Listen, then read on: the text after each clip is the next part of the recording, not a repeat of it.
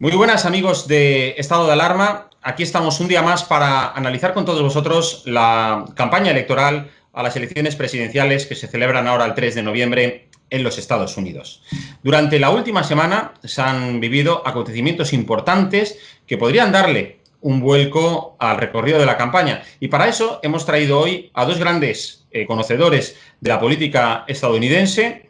Ellos son Ricardo de la Blanca, desde Miami, donde, bueno, pues él es estratega, consultor, emprendedor, que ha trabajado pues bueno, pues en muchas campañas electorales, de origen, bueno, pues tiene 4 nacionalidades. Nuestro amigo Ricardo, estadounidense, española, italiana, venezolana, y también tenemos a Giovanni Vicente Romero, desde la República Dominicana, pero él, como estratega político, está ahora mismo en Washington, D.C., y donde también es columnista para la CNN. Muy buenas tardes, buenas noches, buenos días allí en Estados Unidos. ¿Qué tal? ¿Cómo estáis? Muy complacido de estar en esta entrevista. Mil gracias por la invitación. Pues muy bien, estoy feliz de estar acá. Muchísimas gracias por la invitación y bueno, un gran saludo a todas las personas que siguen Tertulia. Estupendamente. Bueno, como decía, durante la última semana hemos visto, bueno, pues cómo se ha producido un hecho muy relevante, como ha sido pues el deceso de una magistrada en el Tribunal Supremo de los Estados Unidos, que está, digamos, enfocando, centrando gran parte del debate electoral estadounidense sobre si ese relevo se debe proceder a él en estos momentos o hay que esperar a que venga, digamos, la nueva administración, el nuevo presidente o la propia continuidad del presidente Trump para llevarla a cabo. Y que eso podría, bueno, pues, por un lado, movilizar al votante, digamos, favorable a Trump, que quiere que efectivamente ese Tribunal Supremo tenga una mayoría para los próximos años, incluso décadas, de tinte más a la derecha, o aquellos que piensan que, bueno, que efectivamente hay que darle la oportunidad a que si ganase Biden, bueno, pues se nombrase a un magistrado o magistrada que, digamos, tirando más a la izquierda y que, por tanto, también equilibrase o desequilibrarse más bien la balanza hacia, digamos, una orientación más progresista.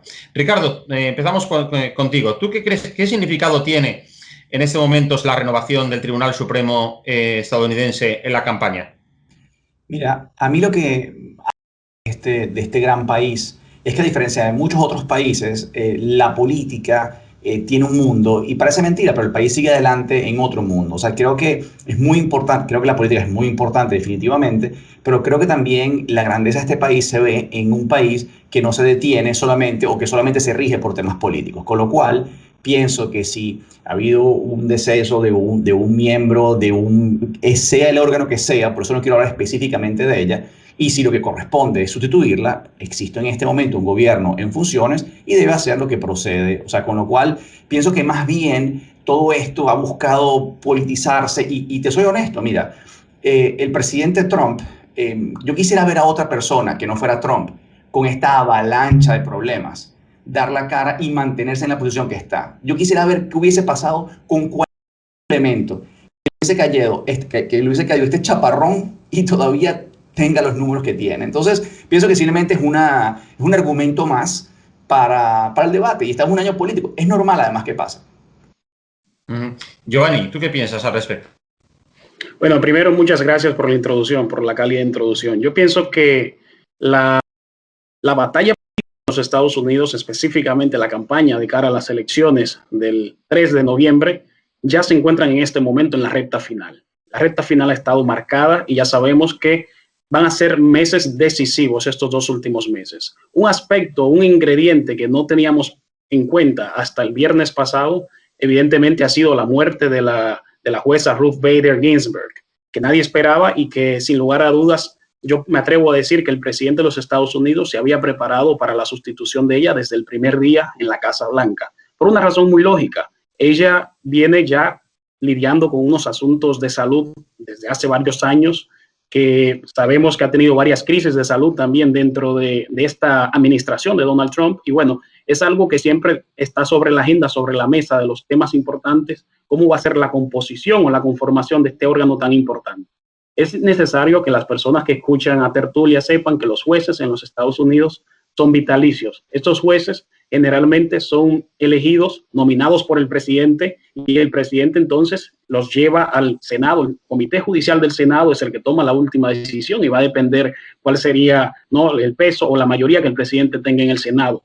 Pero estas personas son vitalicias y aunque este es un órgano judicial, no deja de ser un órgano sumamente político porque el futuro del país se decide en el Tribunal Supremo de los Estados Unidos. Estos son jueces que van a estar ahí hasta que tengan vida y por tanto no necesitan tener alguna alineación política, no necesitan tener presión política para reelegirse en el cargo porque ya el cargo se le ha dado para toda la vida. Y lo que sucede con esto es, bueno, por supuesto, ya los partidos políticos empezaron sus pugnas y el debate interno inició desde el momento en que se dio a conocer la noticia. Naturalmente, el inicio de este percance, ¿no?, de este capítulo nuevo que se abre en la política de Estados Unidos a finales de la campaña electoral, tiene al partido político al partido republicano que quiere llenar esta vacante cuanto antes. Y es por una razón muy lógica. El presidente es quien nomina, como yo he mencionado anteriormente. Y obviamente no puede dejar nada a la suerte, no puede dejar nada al 3 de noviembre. Entonces es lógico que la bancada republicana quiera, sin temor a equivocarme, llenar esto cuanto antes posible porque pueden pasar muchas cosas en noviembre. Y bueno, por otro lado, el Partido Demócrata tiene una prisa muy fuerte, muy grande por llenarlo, ya que la composición establecía 5 miembros que eran de línea o corriente conservadora y 4 miembros que eran liberales. En este caso muere Ruth y ahora solo quedan 3 miembros liberales y dándole una oportunidad al presidente Trump de que pueda sentar a su tercer integrante desde que se hizo presidente, que sería entonces un republicano, para que ahora haya 6 conservadores en este órgano tan importante. Entonces quedaría solo espacio para 3, ¿no? Y bueno, habría ahí un desequilibrio, un desbalance de la política en términos ideológicos. Y bueno, sabemos que es necesario que haya esa especie de equilibrio en los Estados Unidos, pero también vamos a ver qué va a suceder. El Partido Republicano ha puesto su posición muy fija, que piensa hacerlo de manera rápida, expedita. El presidente también lo tiene de esa manera. Y yo pienso que los demócratas, por su lado, van a tratar algunas tácticas dilatorias como filibuster para tratar de diría yo, hacer que el proceso sea mucho más lento, pero son los gajes del oficio y es ese pequeño house of cards, ese juego de estrategia que ahora empieza en Washington y vamos a ver cómo las cosas se desarrollan con los días. Pero ¿creéis, por ejemplo, que la renovación de esa plaza del Supremo, en el caso de que, bueno, en los dos casos, a ver, yo creo que en la mente del presidente Trump y de todo su equipo de asesores está en proceder a la renovación cuanto antes. Pero podría ser que dicha renovación no se pudiera llevar a cabo hasta pasado, digamos, el 3 de noviembre. ¿Creéis que la renovación de esa plaza del Tribunal Supremo constituye un elemento movilizador del voto indeciso de cara a ese 3 de noviembre? Ricardo, ¿tú qué piensas? Yo honestamente pienso que ambos partidos, tal como lo dice Giovanni, 100% en línea con él, están en la recta final y van a utilizar, mira, cayó una hoja del cielo, hay que usarla de qué manera, cómo la usa uno, cómo la usa el otro. Es lo normal, es lo que debemos esperar. Ahora, yo te soy sincero, yo vuelvo a lo que les quería comentar, es que yo estoy súper impresionado porque le voy a ser muy honesto. Yo en enero, febrero, cuando empieza la pandemia, honestamente, y veo la caída brutal, que era como de miedo, de los números de Trump, yo digo, bueno, esto lamentablemente pareciera que es el final. Pero te soy sincero, y es una cosa que yo admiro mucho de los líderes, es el coraje, el mantenerse fuerte, el seguir empujando, lo que ha logrado para mí Trump. O sea, repito, hay que ver la cara lo que ha sido la pandemia. O sea, esto ha sido como que de verdad el fin de las bombas atómicas. Y que el presidente todavía, a pesar de todo, se mantenga allí, creo que también habla muy bien de este hermoso espíritu americano que de verdad no para de luchar, es un alma positiva, no se detiene y al final del día admira, respeta y se suma a cualquier inicio o cualquier energía de mantenerse trabajando y mantenerse avanzando. Entonces, yo más que hablar específicamente de la juez o no la juez, porque repito, van a haber muchas cosas, las que han pasado y las que faltan por pasar, que son juegos, es lo que tú dices perfectamente, Giovanni lo hizo muy bien, este juego de cartas. Pero al final del día, como que te digo, yo quisiera rescatar dos cosas. Uno, el hermoso espíritu americano de verdad, a pesar de todo, seguir positivo y activo. Es increíble. El otro día tuve un vuelo a Puerto Rico y yo estaba cara con la silla de al lado y la gente tranquila trabajando, echándole pichón. O sea, me encantó, te juro. A mí es algo que me energiza a los Estados Unidos. Ese sueño americano está intacto. Y por otro lado, como te digo, el hecho de que el presidente, a pesar de todo, yo te digo una cosa, a mí algo que me fascina de Trump es el tema, creo que definitivamente es brutalmente honesto. Y a veces esas formas de decir las cosas no son las maneras no llegan a todas las personas, pero desde el punto de vista de como empresario, como emprendedor, el hecho de que haya mantenido un país positivo en términos numéricos y que haya mantenido la economía viva y que a pesar de todo lo que ha pasado sigue estando en los Estados Unidos en el puesto que está, pienso que es algo que uno, se lo agradezco como americano y dos, voy a seguir, siempre tendré mi voto en esas condiciones, pero sí quiero que también sepan que entiendo perfectamente eso que siempre dicen, ese voto silencioso, porque es difícil decir yo soy pro Trump, es muy difícil, pero cuántas personas que conozco no dicen nada, pero el día del voto van a darle el voto a Trump. Giovanni, ¿tú al respecto piensas que precisamente esta renovación en el Tribunal Supremo constituye un factor movilizador del voto indeciso? Obviamente, pienso que el efecto es inmediato. Y bueno, cuando tú ves el efecto de esta muerte de esta señora hacia las elecciones, de cara a las elecciones del 3 de noviembre, el efecto es indirecto. Pero sin lugar a dudas, las elecciones o los resultados de estas van a tener un efecto directo en la renovación de este órgano. ¿Por qué? Porque va a depender del presidente. Ya hemos dicho que es el presidente de los Estados Unidos el que se encarga de nominar este cargo, este puesto. Entonces, bueno, ya dependerá si será Biden el presidente después del 3 de noviembre, será una persona liberal sin temor a equivocarme, pero si es Trump, ya sabemos que también hay nombres que están en la agenda, ¿no? En la palestra. Yo pienso que el objetivo principal urgente del partido de gobierno no solo pensar en las elecciones, sino que también quieren asegurar un enfoque ideológico a largo plazo en el país. Algunos senadores, por ejemplo, Jorge, en ocasiones anteriores se han opuesto a confirmar un juez antes de las elecciones, ahora piensan muy diferente, incluso centristas del partido, ¿me entiendes? Entonces también, por otro lado, tienes voces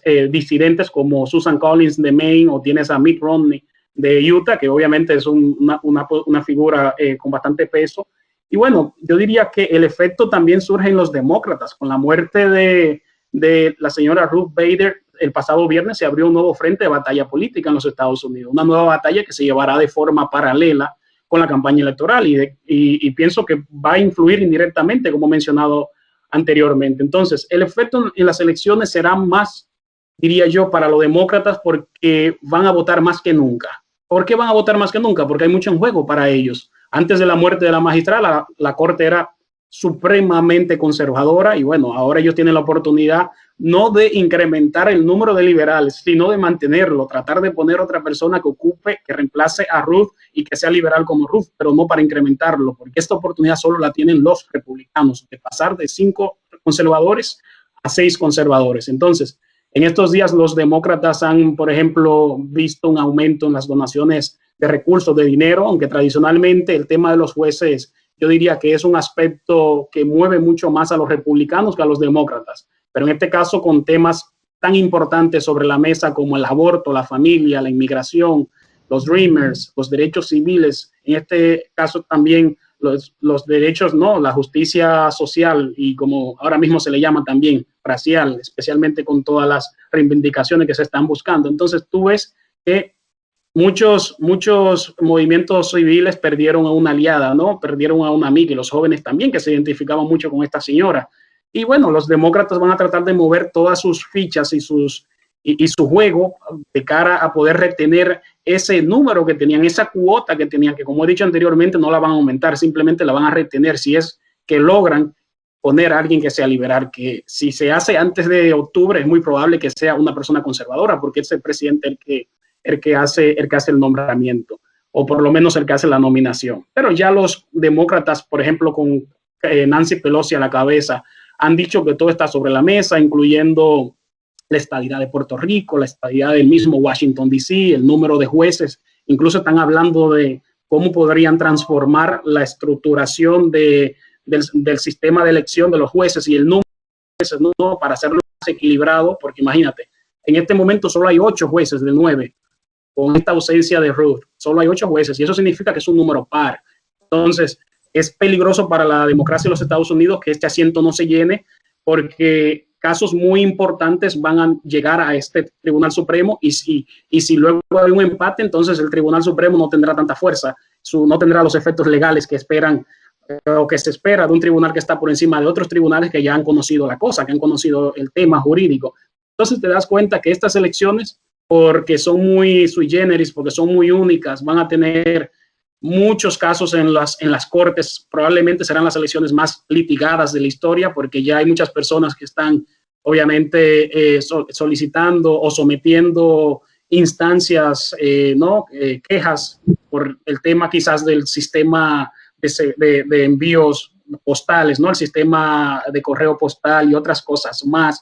Entonces, esos temas, esos casos, eventualmente hay un gran porcentaje de que van a llegar a ese Tribunal Supremo. Entonces, se necesita que el tribunal tenga un número impar, porque eso podría en algunos casos, diría yo, representar o por lo menos garantizar un desempate. Entonces, hay muchas cosas ahora mismo en el terreno y las cartas están echadas.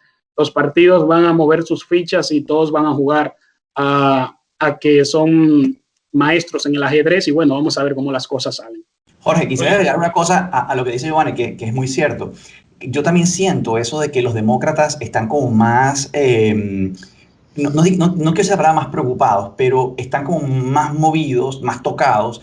Y lo único que lamento es, por lo menos en las personas, como te digo, que yo sigo, que conozco, es la carga de odio. Entonces yo siento que va a haber un voto como de castigo o sea, el voto demócrata, más que por construir, y no estoy dando mal de unos ni de otros, está siendo como hay que quitar a este loco. Esa es como que la actitud de ellos, o sea, como un tema de rabia. Hay una rabia dentro del voto que yo no noto en el otro lado. En el otro lado más bien es como que tenemos que mantener esto como está, porque honestamente es como ha funcionado, pero sí 100% coincido con las palabras de Giovanni, que los demócratas sienten que tienen más que perder que los republicanos. Y tienen más que perder. Sí, sí. No, y de hecho yo quería lanzaros una reflexión, que vosotros que conocéis mucho mejor que yo el funcionamiento institucional allí en los Estados Unidos. Recientemente aquí en España, bueno, pues han iniciado una serie de investigaciones judiciales por parte, pues de ciertos jueces sobre el principal partido de la oposición, que es el Partido Popular, como sabéis, y en el cual, investigaciones en las cuales está incluso algún magistrado que en el pasado, en una anterior administración del presidente José Luis Rodríguez Zapatero, socialista, hace cosa de, 12 años, trabajaba en el Ministerio de Justicia, dicho magistrado, el juez de la Mata, concretamente. O sea, y este señor ahora mismo está llevando un procedimiento que afecta al principal partido de la oposición, cuando ha trabajado para una administración política, como digo, de signo contrario, que es ahora la que está en el gobierno. ¿Eso en Estados Unidos sería posible? ¿Sería posible que un juez instruyera una investigación habiendo trabajado, por ejemplo, para la administración Obama y quisiera, no sé, investigar a Mitt Romney? ¿Eso es posible? Si quieres tú, adelante. Ok. Lo primero es que Estados Unidos es un país con un sistema democrático bastante sólido, y en esto yo también estoy muy de acuerdo con lo que decía Ricardo, que es parte del espíritu americano. Entonces es un sistema que tiene una democracia bastante fuerte, muy consolidada, muy madurada, y bueno, existe el tema de la separación de poderes que está muy consagrado acá, y los pesos y los contrapesos, ¿no? Los checks and balances y esas cosas. Entonces está la figura de la inhibición. Si un juez ha conocido un tema, es muy probable que luego no lo va a tocar o no va. Y si ya ha comentado o ha opinado en los medios de comunicación, es muy probable que si le llega a sus manos ese caso, va a tener que inhibirse él mismo porque hay un conflicto de interés. Aunque entonces, haya la mínima sospecha, ¿no? O sea, no tiene la que mínima ser... sospecha. Claro, por el tema de los conflictos de intereses, ¿me entiendes? Entonces, aquí el sistema, la justicia, no te voy a decir que es perfecta, pero por lo menos cuando tú la comparas con otros países, en ese sentido y otros más, marcha sobre ruedas. A lo que me refiero es que los jueces aquí tienen un respeto inmenso y ellos se respetan a sí mismos, que es lo más importante. Un juez, no de la Suprema Corte de Justicia, no del Tribunal Supremo que hemos estado hablando en los últimos 20 minutos, sino un juez de cualquier distrito de Estados Unidos, por ejemplo, de Brooklyn, del Bronx, del Miami-Dade. Un juez de un distrito de eso puede paralizar el gobierno de Estados Unidos. Si el presidente emite una orden ejecutiva, un decreto, por ejemplo, para restringir el acceso a la entrada a Estados Unidos de nacionales de 7 países musulmanes, ese juez, si considera que es inhumana y que contradice la Constitución de Estados Unidos, paraliza el gobierno, lo paraliza totalmente. Entonces ya tú puedes imaginar el espíritu de la ley aquí en Estados Unidos. Obviamente no quiero lanzar tantas rosas a Estados Unidos porque todos tenemos nuestros defectos y hay muchas cosas todavía que se necesitan mejorar. Ya tú ves el tema de la justicia social. Todavía tú pensabas que era una lucha que se había logrado con el movimiento de los derechos civiles en la década de los 60 y luego te das cuenta que no, que la lucha quedó inconclusa y que la están retomando ahora mismo con nuevos líderes comunitarios, con otros rostros.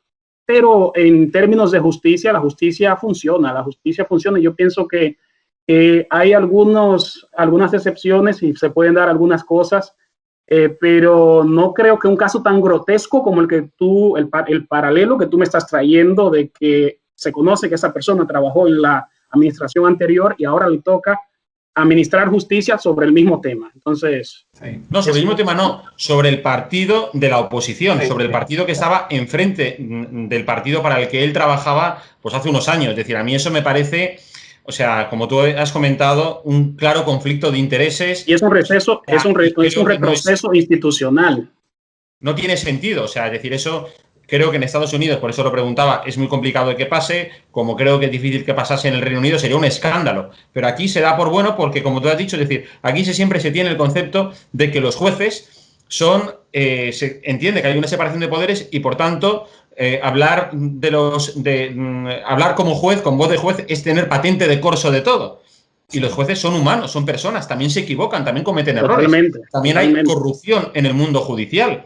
Vosotros, que conocéis bien Latinoamérica, bueno, pues sabéis perfectamente qué pasa en la justicia de muchos países de por allí. Y no hace falta irse a Hispanoamérica, también lo tenemos eso aquí en Europa, es decir, ha habido muchos escándalos. Entonces, eso era la reflexión que yo quería compartir con vosotros. Quería preguntaros también, entonces, ¿cómo veis vosotros en estos momentos? Porque las encuestas hablan de que, bueno, la distancia entre Biden sobre Trump está alrededor de oscilando en torno a los 7 puntos, ¿no? Es decir, ¿esa distancia la veis ya, digamos, imposible de superar? ¿O creéis que, digamos, se está desinflando Biden o se está desinflando Trump? ¿Cómo lo veis? De cara, digamos, al último mes y 15 días que quedan de campaña. ¿Quieres arrancar? Sí, quisiera solamente dar un comentario sobre el punto anterior, que también coincido plenamente, sí. en que parece mentira, pero y todos nosotros hemos vivido en diferentes países, en otras culturas, y de verdad en los Estados Unidos hay un respeto, el tema de la honra, o sea, mira, yo te digo como empresario, tú en muchos países, de verdad, muchas veces te piden, dame una comisión, esto se hace así, o sea, de verdad lo ves todos los días, lo ves en España, lo ves en Italia, lo ves en muchos países. Y honestamente, en los Estados Unidos, te lo juro, es como un marciano si haces eso. O sea, no digo que no lo haya, pero de verdad tiene que ser en sitios muy, muy particulares o muy bajos. Pero honestamente, en general, y sobre todo a estas alturas, cuando tú ya eres un juez, o sea, de verdad que yo siento que no te equivocas tanto. O sea, no son las ligerezas. Es que te hablo, es que incluso esa parte sí es bien políticamente correcta. Yo recuerdo incluso un amigo que yo, cuando apenas me mudo, yo no sé por qué, tenía la costumbre de pagar en efectivo. Y me decía, eso está mal visto, todo tiene que ser bancario, todo tiene que ser portado. O sea, aquí de verdad hay un tema de que la gente va a derecha. Y el tema que dice Giovanni, es cierto que aquí hay policía, ¿viste? Aquí en la braga naranja se la ponen a cualquiera. Entonces, creo cuando hay un tema de principios, de valores, y por otro lado, hay una justicia que sucede, pues las cosas cambian. Y te digo, ustedes tristemente, mi querida España, está siguiendo derechito el camino del grandioso desastre del Chávez, que es el hijo bobo del Fidel Castro. Entonces, a mí esas cosas que tú me estás contando son de pánico y muchas veces lo he dicho mucho a mis amigos españoles de que más vale que se paren, más vale que griten, más vale que se muevan ahora, porque con el cuento, no, es que España es parte de Europa. Yo les quiero contar un cuento. Estando Venezuela tan cerca de los Estados Unidos y lo que está pasando en Venezuela ahorita. Es una locura. Entonces, ese tipo de barbaridades, y ya hablando de investigaciones, ¿me pueden explicar por favor lo de Delcy?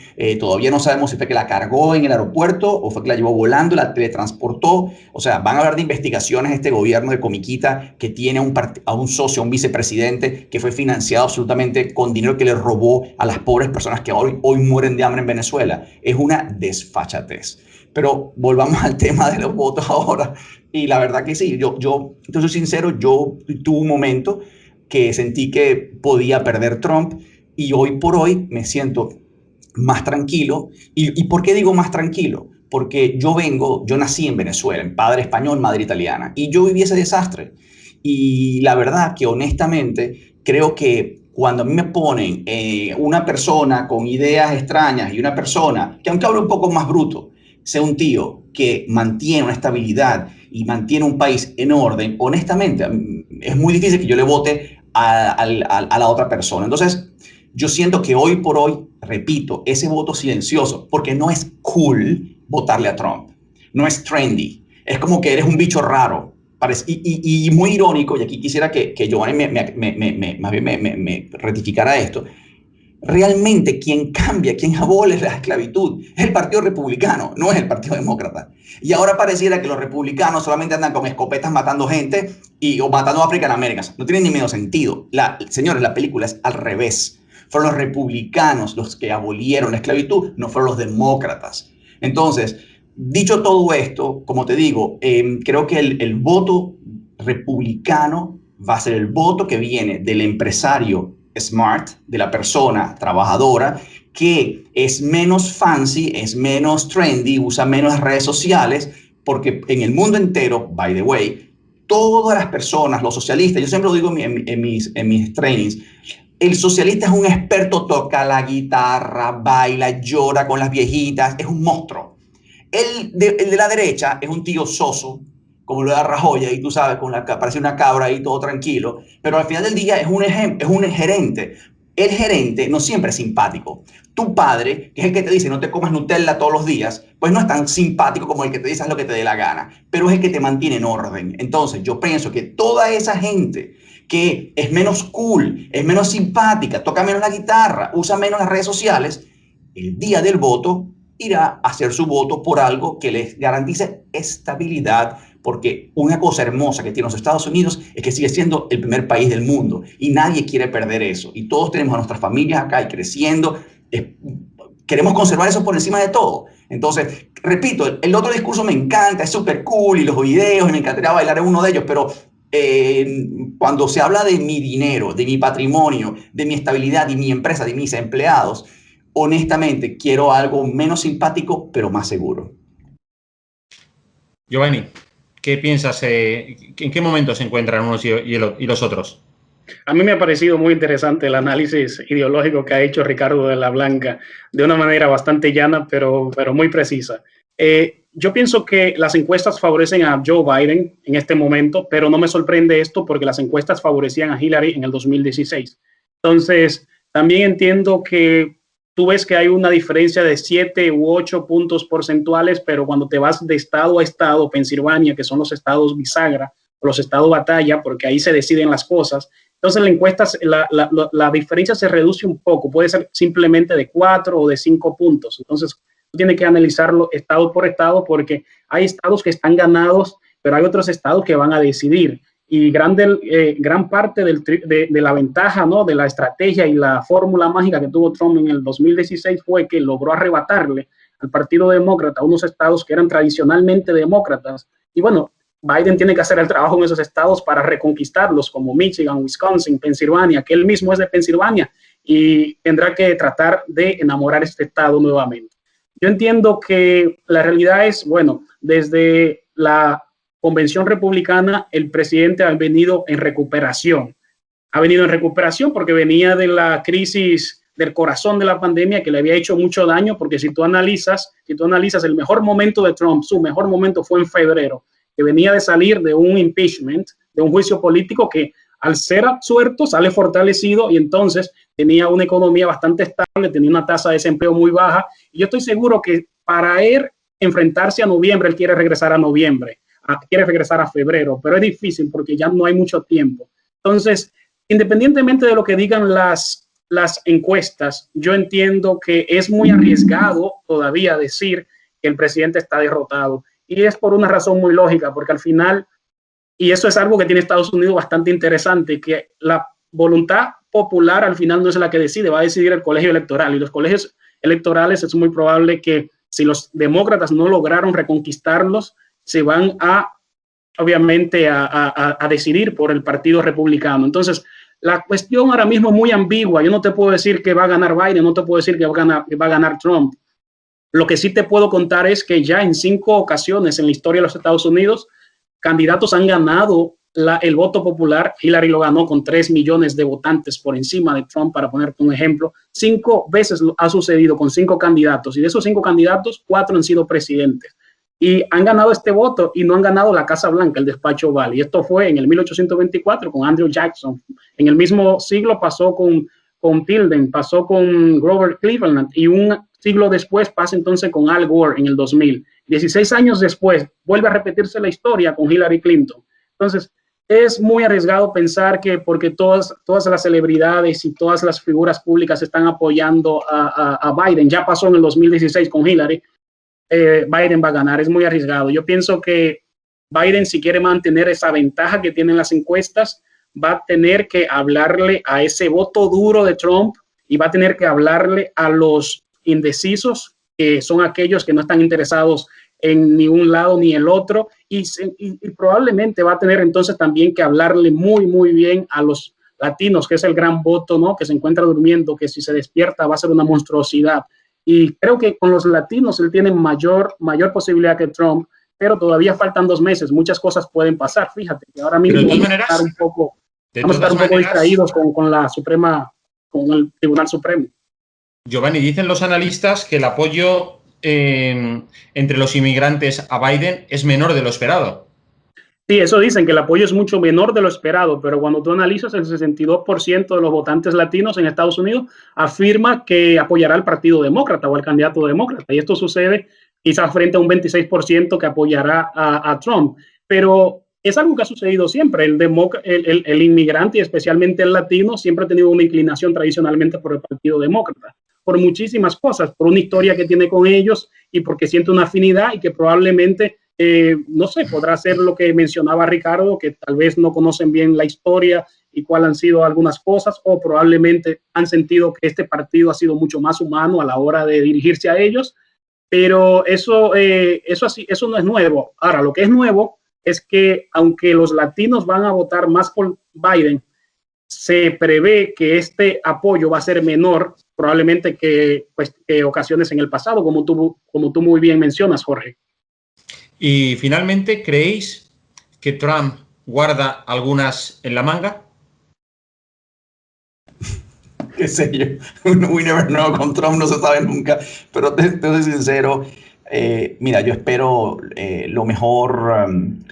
Creo que te voy a decir una cosa, incluso salga uno electo, salga el otro, afortunadamente los Estados Unidos es una gran nación y estoy seguro que va a haber un balance siempre, y mira, lo importante es eso, o sea, lo importante es que ese espíritu, esos valores, no sé, esa manera de ser, te digo, mira, yo amo, por ejemplo, esa sonrisa, se paran en la mañana. Mira, yo creo también incluso que tiene que ver mucho con ese factor de que quizás el que no tengamos aquí vida, que si gratis comida, como en muchas partes de Europa, hace que todo el mundo, hermano, aquí pasa lo que pasa, usted se tiene que parar en la mañana y salir a trabajar a buscarse el pan. Y eso es algo positivo.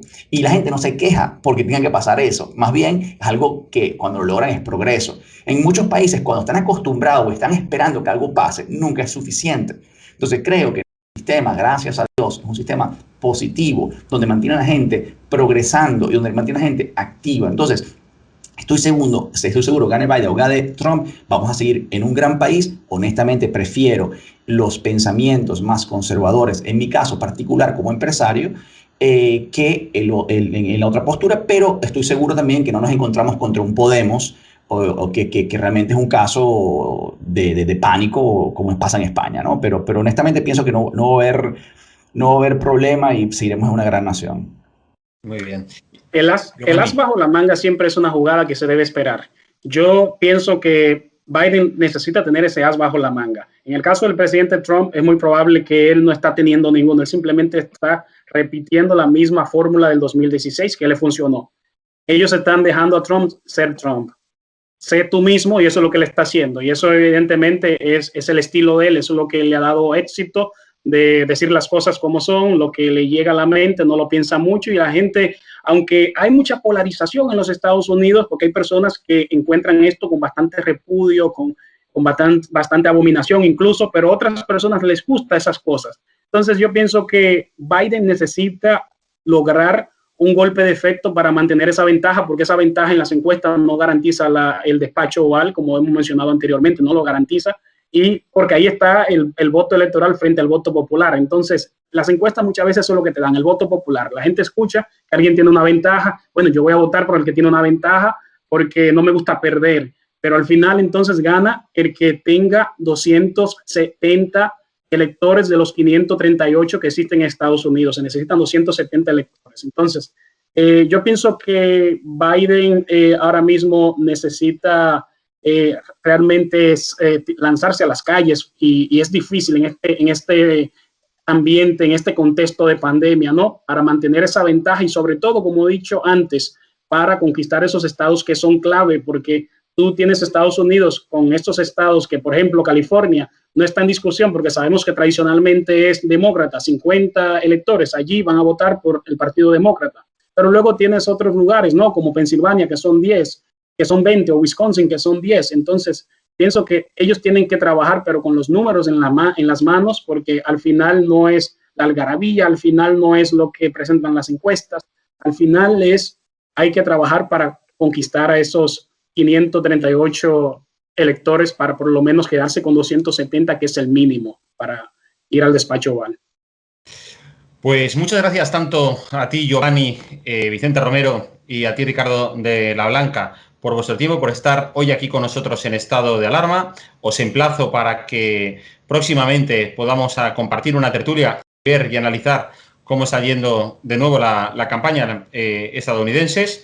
Y a todos vosotros que estáis al otro lado, espero que la tertulia de hoy os haya parecido muy interesante. Sabéis que podéis escribir aquí en el canal de YouTube todos vuestros comentarios sobre las palabras que han dicho tanto Giovanni como Ricardo. Y al mismo tiempo, bueno, cualquier cosa os podéis dirigir a mi canal de Twitter, Jorge Mestre. Y nada más, nos vemos aquí la próxima semana para seguir analizando los últimos avatares en la campaña presidencial a los Estados Unidos. Hasta luego.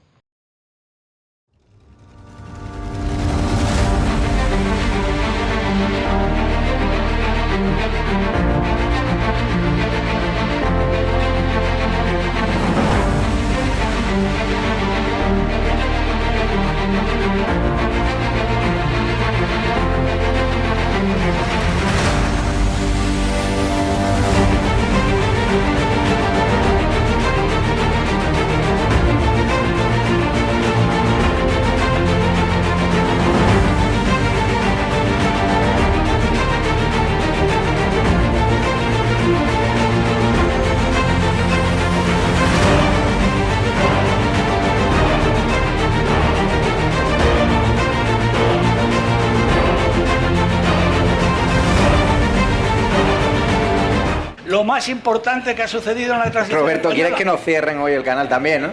Por lo que veo. Porque Madre mía.